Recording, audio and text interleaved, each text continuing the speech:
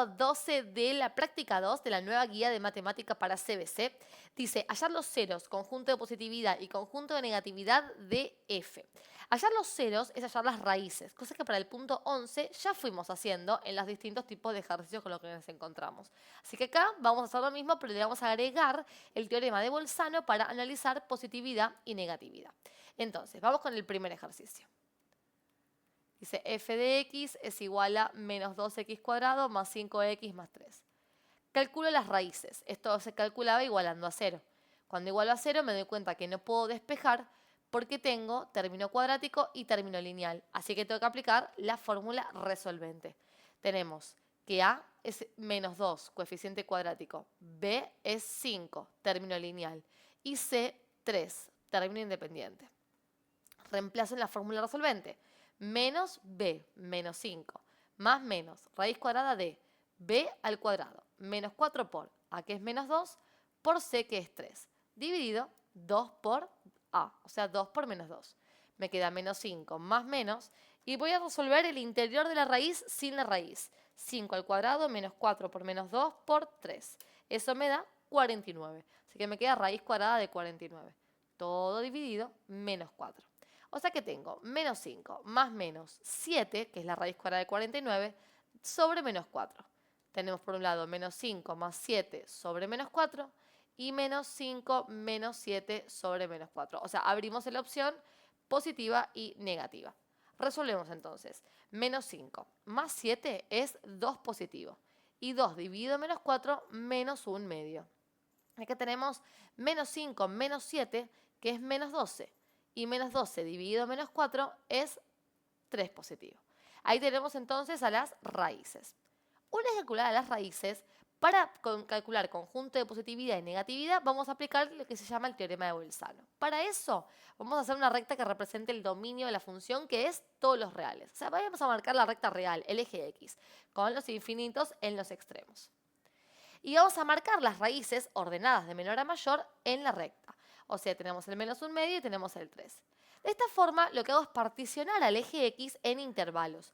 El primero va de menos infinito hasta un menos 1 medio, el que sigue de menos 1 medio a 3 y el último de 3 a más infinito. En cada intervalo vamos a elegir un valor representante que reemplazaré en la función dada. Entonces, un valor menor a menos 1 medio, por ejemplo, el menos 1. Tengamos en cuenta que esto es menos 0,5. Entre menos 1 medio y 3 podríamos elegir, por ejemplo, el 0. Y mayor a 3, por ejemplo, el 4. Y vamos a evaluar estos valores elegidos en la función. Entonces sería f en menos 1. Reemplazo las x por menos 1. Eso es evaluar. Menos 2 por menos 1 al cuadrado más 5 por menos 1 más 3. Cuentas. Menos 2 por menos 1 al cuadrado, más 5 por menos 1 más 3. Todo esto me da menos 4. Lo que me importa en realidad es que me dio negativo. O sea que cuando reemplacé por menos 1, que vendría a ser reemplacé por un número de este primer intervalo, la imagen, la y, me dio negativa. Lo cual quiere decir que si este es el eje X, la gráfica va a estar por debajo del eje X, conjunto de negatividad. Así que el signo de la respuesta de evaluar por el número elegido es el que me importa. Y eso me va a indicar si el intervalo es de positividad o de negatividad. ¿Todo el intervalo es negativo? Sí, todo el intervalo es negativo. Para cualquier representante de este intervalo, la imagen te va a quedar negativa. Vamos con el que sigue. Entonces a la función le voy a reemplazar por 0 ahora. Sería menos 2 por 0 cuadrado más 5 por 0 más 3. Esto da 3 positivo. Entonces, como dio positivo, este intervalo es conjunto de positividad. Su gráfica está por encima del eje X. Y finalmente voy a reemplazar por 4. Sería entonces menos 2 por 4 cuadrado más 5 por 4 más 3. A ver con todo esto. Menos 2 por 4 cuadrado más 5 por 4 más 3. Tenemos menos 9. Dio negativo. O sea que todo este intervalo es conjunto de negatividad. Y me interesa decirte algo para que no te confundas. Cuando elijas valores y los vas a escribir, ponlos así. No lo escribas arriba de la recta. Esta aclaración parece una tontera, pero es muy importante porque a veces veo que escriben los numeritos acá y después en los intervalos, cuando van a dar la respuesta, usan el 4, el 0 y el menos 1. Pero yo no puedo responder con esos números. Esos números los elegí yo arbitrariamente. Cada quien va a elegir un número distinto. los conjuntos de positividad, el conjunto de positividad y el conjunto de negatividad se escriben con las raíces, o sea, con -1/2 y 3 dentro de los intervalos, o sea, o como límites de los intervalos, ¿sí? O sea que, si yo escribo el conjunto de positividad, voy a decir este intervalo, el que va de -1/2 a 3. No tengo en cuenta el 0 a la hora de escribirlo, ¿sí? Capaz es una pavada lo que estoy diciendo, pero a veces veo ese error. Y el conjunto de negatividad sería la unión de los dos intervalos que quedaron negativos. O sea, de menos infinito hasta -1/2, unión de 3 hasta más infinito. Y listo, ahí tenemos terminado el punto A, ¿sí? Vamos con el B. En el B, f de x es x menos 3 al cuadrado más 1. Bien, ¿en qué forma está escrita esta función cuadrática? Porque polinómica, es decir, la forma en que yo puedo ver A, B y C, no es. ¿Sí? O sea, igual que la anterior, no es. Y recordemos que esta estructura, x menos x del vértice al cuadrado más y del vértice, es la forma canónica, que nos ofrece el vértice. Ahora, ¿yo quiero el vértice? No, quiero las raíces o ceros de la función, así que me olvido de esto. Pero me parece que es interesante que te des cuenta en qué forma está para no estar buscando A, B y C. Acá no tenemos forma polinómica, forma canónica. Así que eso de la vascara, A, B y C, acá pincha. ¿Cómo calculo los ceros? Igualando a 0. Eso no cabe duda que hay que empezar siempre por ahí. Igual a 0. Pero en este caso puedo despejar, porque hay una x sola, así que se puede despejar. Primero resto 1. O sea que me queda x menos 3 al cuadrado igual a menos 1. Y después aplico raíz cuadrada miembro a miembro para eliminar el cuadrado. ¿Qué pasa? La raíz cuadrada de menos 1 no existe en el plano real, con lo cual esta función no tiene raíces. Y si te estás preguntando por casualidad si es que esto pasa porque es canónica, no, tranquilamente podría haber sido acá menos 1 y pasaba sumando y la raíz cuadrada de 1 funciona y este ejercicio se terminaba de desarrollar obteniendo dos raíces. Esta función particularmente no tiene raíces. ¿Y qué implica eso? Que todo el eje real, porque ahora viene la parte de hacer el teorema de Bolzano, o sea, la recta con las raíces en medio. ¿Qué pasa si no tiene raíces? Bueno, quiere decir que todo el eje X es o conjunto de positividad o conjunto de negatividad. O sea que sigo haciendo la recta, pero ahora no tengo raíces para ponerle. O sea que todo esto va a ser un único intervalo. Elegimos un representante, por ejemplo, no sé, x igual a 0, y lo reemplazamos en la función. ¿Sí? Cualquier representante del eje real, o sea, cualquier número básicamente. Sería entonces 0 menos 3 al cuadrado más 1. ¿Qué nos queda? 0 menos 3 al cuadrado es menos 3 al cuadrado, o sea, 9. Más 1, 10. O sea que nos dio positivo. El intervalo, o sea, todo el eje X, todo el eje real, va a tener imagen positiva. O sea que el conjunto de positividad va a ser todo el eje X, de menos infinito hasta más infinito.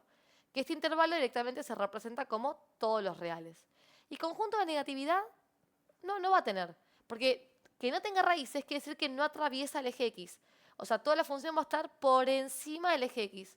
Nada va a estar por debajo de él como para decir, bueno, esta parte es positiva, pero esta negativa. ¿Sí? Así que como no hay intersección, hay un único conjunto. El otro es vacío. Y el vacío recordemos que se simboliza así. Por supuesto que si me hubiese dado negativa esta operación, esto era al revés. Y te cuento que esto siempre pasa cuando la función no tiene raíces. ¿Sí? Un conjunto existe y el otro es vacío. Un conjunto es todos los reales y el otro es vacío. Bien, vamos con el C. F de x es igual a 3x al cuadrado menos 9x. Bien. Otra vez, ¿en qué forma está escrita esta función? A ver, vamos a bajar esto un poquito. ¿Es como la primera? ¿Es como la segunda? ¿Es otra forma distinta? Bueno, yo diría que esta opción es como la primera, porque tengo x al cuadrado, tengo x a la 1, y si bien no hay término independiente, súmale un 0, por acá. ¿Sí? O sea que está escrito en forma polinómica. No está entre paréntesis como para ser factorizada, ni el cuadrado de un binomio como para ser canónica. Así que tenemos a igual a 3, b igual a menos 9 y c igual a 0. Así que si queremos calcular las raíces, igualamos a 0. Y de una nos podemos mandar a hacer la fórmula resolvente. Menos b más menos bla, bla, bla. Ahora te cuento una cosa como para salir de lo tradicional y ver otro camino. En este caso falta c, o bien c es 0, no es que falta. No tengo término independiente. Con lo cual lo que se puede hacer es sacar factor común de x. No es un factor común completo. Simplemente lo que pienso es que ambos términos tienen de factor común x. También tienen un divisor en común, pero eso no hace falta ni siquiera pensarlo. Entonces digo, bueno, como tengo x en los dos términos, puedo sacarlo de factor común. Y sacarlo de factor común implica que a cada uno de los términos le quito una x. O sea, yo acá tengo 3x al cuadrado, o sea, 3x por x. Si le saco una x, me queda solamente 3x. O sea, de las dos que tenía, reduzco 1. Y acá que tengo 9x, si le saco la x, me queda solamente menos 9. Y esta es la forma en que se hace factor común para cuadráticas cuando falta el término independiente. Y está buena esta opción porque nos queda entonces un producto igual a 0 para usar la propiedad que implica que si yo tengo una multiplicación y esta multiplicación es igual a 0 es porque o este factor es 0 o este otro factor es 0. Por este lado me queda x igual a 0 y por este otro despejo. Paso el 9 sumando, divido por 3 ahora, me queda x es igual a 9 dividido 3, o sea que x es 3. Y ahí tenemos las raíces en un paso súper corto. Y vos dirás, ay, bueno, pero mejor, bueno, puede ser que no, que te encante factorizar, pero digo, ponle que no, puedes decir, uy, mejor no, hago la vascara, hago la resolvente, menos b, más, menos. Ok, no hay problema. Pero ten en cuenta que este procedimiento, cuando hablamos funciones polinómicas, hay que saber hacerlo, inevitablemente. O sea, factor común hay que saberlo. Así que si ya lo interiorizás desde acá, tenés un paso menos para el aprendizaje de la próxima función que se viene. Bien, y ahora recta con los infinitos en los extremos, las raíces marcadas sobre ella de menor a mayor y ahí tenemos nuevamente 3 intervalos como en el punto A. Bueno, te dejo para que elijas valores en cada uno de los intervalos, evalúes en la función y contame cómo te quedó. ¿Quién es conjunto de positividad? ¿Quién es conjunto de negatividad? Si me lo quieres dejar dicho en comentarios, yo te corrijo. Y vamos con el último. Vamos con el D. El D dice f de x igual a menos 5 por x más 1 al cuadrado. Bueno, en este punto pasa algo parecido a lo que pasaba en el punto 11 con el B, con este. ¿No? De hecho, es bastante parecido, la única variedad es que dice menos 5 como coeficiente principal. O sea, de hecho es casi la misma función.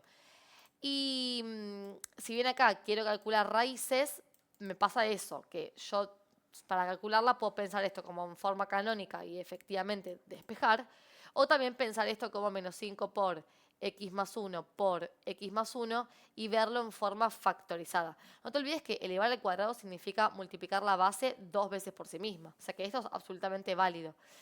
Ahora, ¿por qué me prefiero verlo así y no en forma canónica como el punto B? Porque sí veo las raíces, básicamente. La forma factorizada me ofrece las raíces adentro de los paréntesis. O sea, este número y este son las raíces cambiadas de signo. O sea que x1 es menos 1 y x2 también es menos 1. O sea que esta función tiene una única raíz.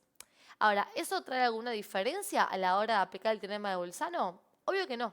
Como pasó en el punto B, no hay ninguna variación. O sea, ahora hago la recta con los infinitos en las puntas. En ella coloco las raíces, pero acá es un número solo, y en vez de fraccionarse en 3 intervalos, se fraccionan 2.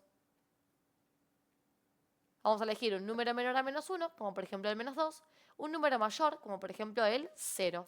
Entonces, evalúo la función por menos 2. Me queda menos 5 por menos 2 más 1 al cuadrado. A ver, menos 5 por menos 2 más 1 al cuadrado es menos 5. O sea que nos dio negativo. Primer intervalo es de negatividad. Vamos a evaluar en el otro. Evalúo por 0. Menos 5 por 0 más 1 cuadrado. Esto sería nuevamente menos 5. O sea que nuevamente me dio negativo. Con lo cual tenemos dos conjuntos de negatividad. Y quizás si vos estás pensando que tiene que dar siempre 1 y 1, 1 y 1, 1 y 1, ya te invito a que te saques eso de la cabeza porque no tiene por qué pasar.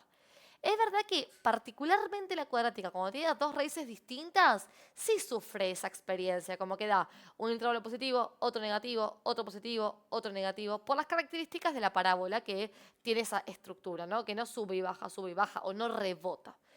Pero cuando la raíz es una sola, como en este caso, lo que hace es tocar justo con su vértice a la x, entonces se desarrolla o toda para arriba o toda para abajo. O sea que puede ser que den dos conjuntos de negatividad consecutivos. Ahora, ¿eso quiere decir entonces que como en el punto B, el conjunto de negatividad en este caso sería todos los reales? Quiero decir, como toda la recta me dio negativa, entonces pongo que el conjunto de negatividad es todos los reales. No. Porque a diferencia del punto B, acá sí tengo una raíz, que es el menos 1. Entonces yo tengo que decir que el conjunto de negatividad son todos los números comprendidos entre el menos infinito y el menos 1, unión el menos 1 y el más infinito.